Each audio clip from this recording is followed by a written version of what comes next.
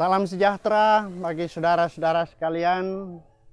Jumpa lagi dengan saya Pendeta Abbas dalam rubrik acara Tabura Injil Klasis GKI Yapen Selatan untuk melihat dan merenungkan bagian dari firman Tuhan. Saat ini kita akan membaca firman Tuhan dari Kejadian 37 ayat 12 sampai 36. Tetapi kita akan mengambilnya untuk membaca dari bagian firman Tuhan di kesempatan ini. Kita akan membaca dari Kejadian 37, kita akan baca ayat 34 sampai 36. Sebelumnya mari kita berdoa. Allah yang kekal di dalam Tuhan Yesus, kami hendak membuka, membaca dan merenungkan firman-Mu. Tuhan beri kekuatan, kemampuan untuk kami boleh menerjemahkan bagian firman Tuhan. Biarlah Roh Kudus-Mu menuntun kami semua yang berbicara ataupun yang mendengarkan, supaya kasih karunia-Mu menjadi penuh di dalam kami mendapatkan motivasi untuk melanjutkan aktivitas kehidupan kami di akhir bulan ini untuk menuju dan memasuki bulan yang baru. Berfirmanlah kepada kami, tuntun dalam Roh Kudus di dalam nama Yesus. Amin.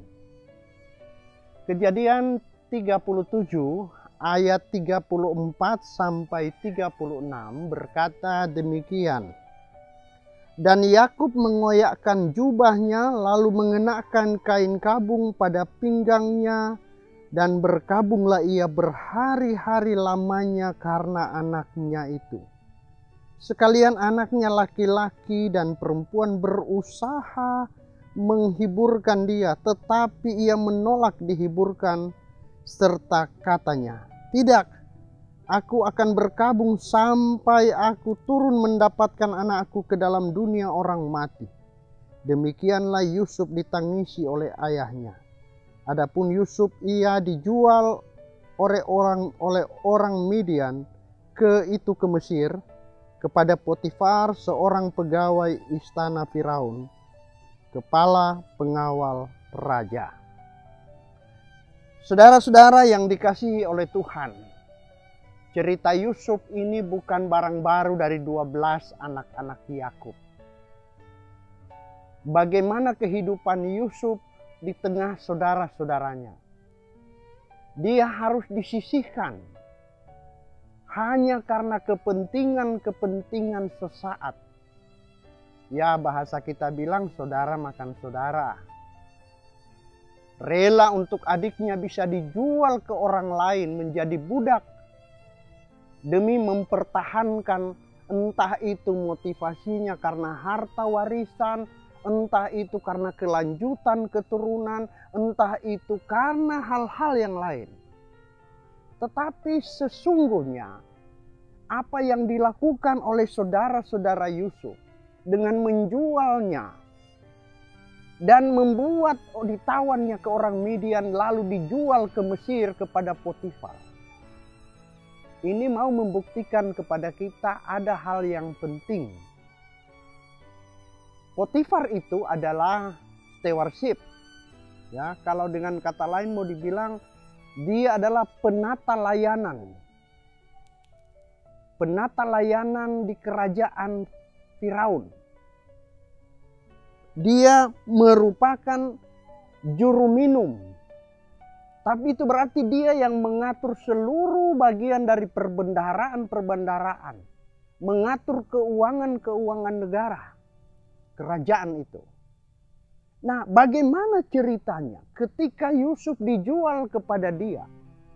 Ini bukan sesuatu yang menunjukkan kepada kita asal soal kemauan dari saudara-saudaranya saja. Tetapi di satu pihak kita mendapat dua hal yang penting. Yang pertama adalah orang tuanya begitu sayang dan menangisi serta menyesali perbuatan kakak-kakaknya yang membuat adiknya ini harus dijual. Dan itu menimbulkan duka cita yang dalam. Bacaan ini dalam yang kita baca tadi menunjukkan bagaimana Yakub merasa berkabung, berduka, bahkan dia rela mencari anaknya sampai ke dunia yang kita bilang Hades, Sheol, dunia orang mati. Itu berarti rasa sayang yang begitu besar dari orang tua, rasa kasih yang tidak berkesudahan. Itu dituangkan oleh Yakub ayahnya kepada anaknya Yusuf. Lalu kenapa saudara-saudaranya harus menjual dia? Karena iri, kepentingan. Ini menunjukkan ada sesuatu yang keliru dari Yakub yang ditanggapi negatif oleh saudara-saudara Yusuf. Entah itu Isakar, entah itu Yehuda, entah itu Zebulon, dan seterusnya. Mereka iri, mungkin karena perhatian itu lebih banyak dicurahkan orang tua kepada anak bungsunya daripada kakak-kakaknya. Bukankah ini sering kali terjadi ketika orang tua salah memberikan nilai keadilan kasih sayang kepada anak-anaknya dan membuat anak-anak di antara mereka berkelahi hanya untuk kepentingan. Kepentingan sesaat, uang misalnya. Anak ini dia dijual karena untuk mendapatkan uang bagi saudara-saudaranya. Rela mengorbankan kasih sayang orang tua yang begitu besar. Kasih sayang saudara-saudaranya. Dan uang itu mengalahkan kasih.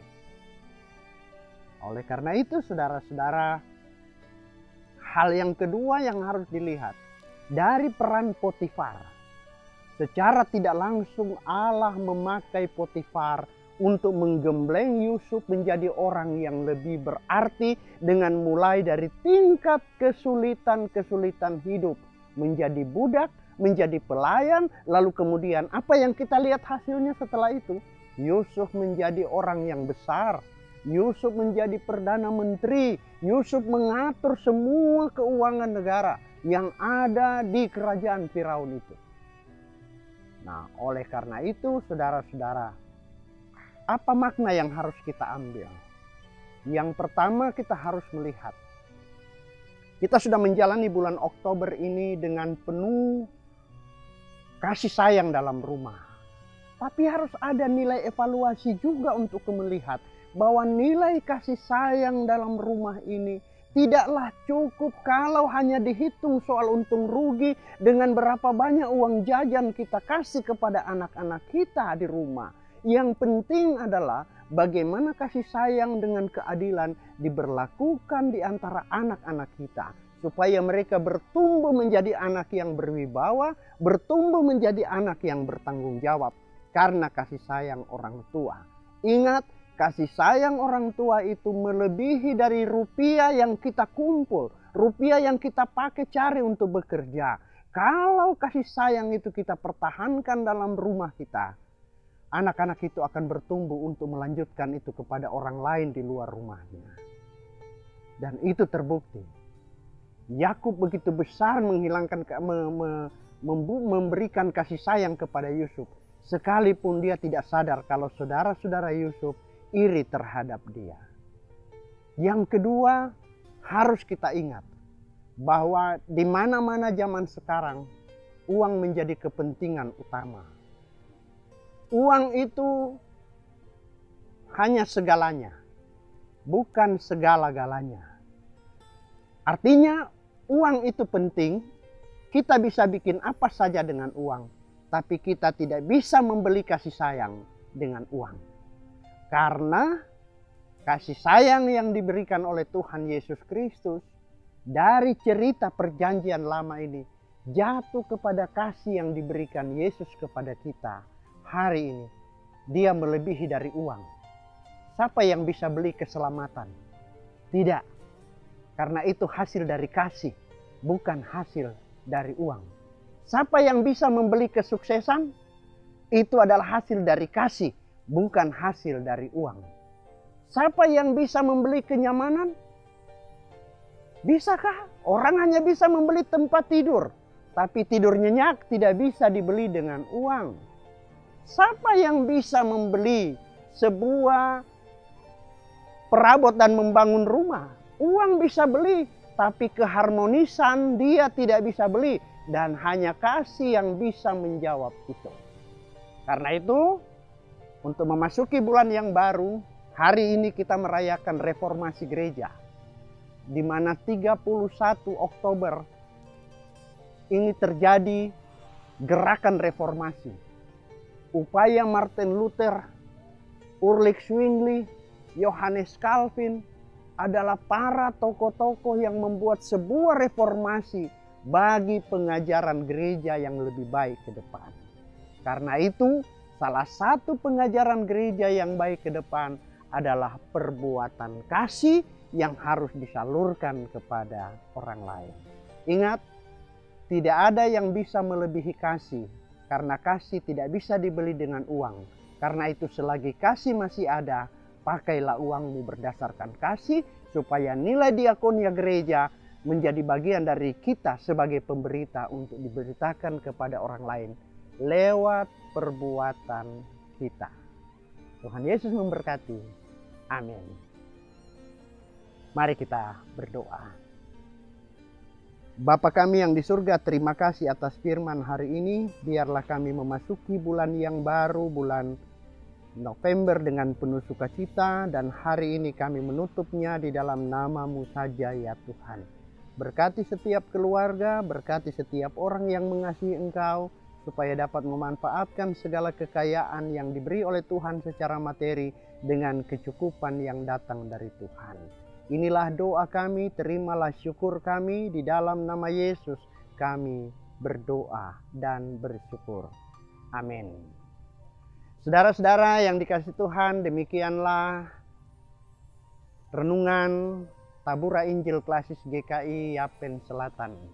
Teruslah mengikuti agar iman kita semakin bertumbuh, kita dimotivasi dengan terang firman, hidup rumah tangga, kekeluargaan, persaudaraan, serta persekutuan kita akan terus terbangun. Tuhan Yesus menolong kita semua.